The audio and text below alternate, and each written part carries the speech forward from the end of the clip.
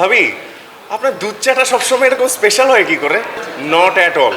ভাবি তো দুধ চা ভালোভাবেই খাওয়াইছে।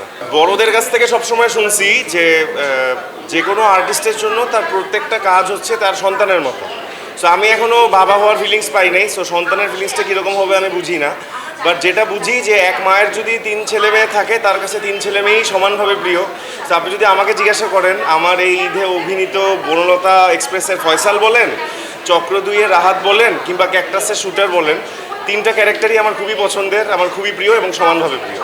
আমার কাছে মনে হয় যে আমরা আমাদের কাজগুলো মূলত দেখাই সমাজকে ইমপ্যাক্ট করার জন্য। যখন কোনো ভায়োলেন্স দেখাই কিংবা যখন আসলে আমরা কোনো রক্তারক্তি জিনিস দেখাই, এসব ভায়োলেন্স বা এসব রক্তের জিনিস এটা কিন্তু আমাদের সমাজের আলাদা কিছু না, আমাদের সমাজেরই একটা পার্ট। সো আমি কখনো মনে করি না যে সমাজে কোনো একটা নেতিবাচক প্রভাব ফেলবে।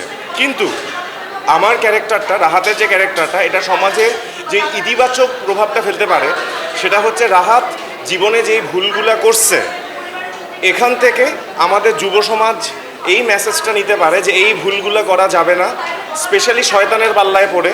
কারণ এই ভুল করলে কনসিকোয়েন্স কী হবে এটাও আমরা এই ওয়েব সিরিজে দেখায় ফেলছি। সো কনসিকোয়েন্সটা ডেফিনেটলি আপনারা দেখবেন এবং আটকায় উঠবেন। এবং আমার বিশ্বাস যে এরকম কনসিকোয়েন্স দেখার পরে আপনারা কেউ সেকেন্ড টাইম চিন্তাও করবেন না রাহাতের মতো ওরকম কোনো একটা ভুল করা।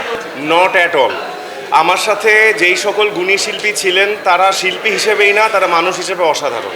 বাঁধন আপু বলেন, তৌসিফ ভাই বলেন, মৌসুমিমো ইজ মাই ফ্রেন্ড, মেঘলা মুক্তাও আমার ফ্রেন্ড, মার্শিয়াও ফ্রেন্ড। সো ওদের সাথে তো প্রবলেম হওয়ার প্রশ্নই আসে না। সিনিয়র অ্যাক্টর যারা, তারা যথেষ্ট অমায়িক ছিলেন।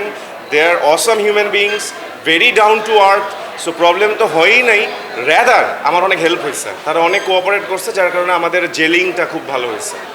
এটা তো আসলে ইচ্ছা তো আছেই, একটা অভিনেতার ইচ্ছাটাই তো যে সে অন স্ক্রিনে রেগুলার থাকবে, বাকিটুকু ডিরেক্টর প্রডিউসারদের উপর। সো তাদের যদি আমার কাজ ভালো লেগে থাকে, বাকিটুকু অডিয়েন্সের উপর। অডিয়েন্স যদি আমাকে ভালোবেসে থাকে, দেন ওয়াই নট।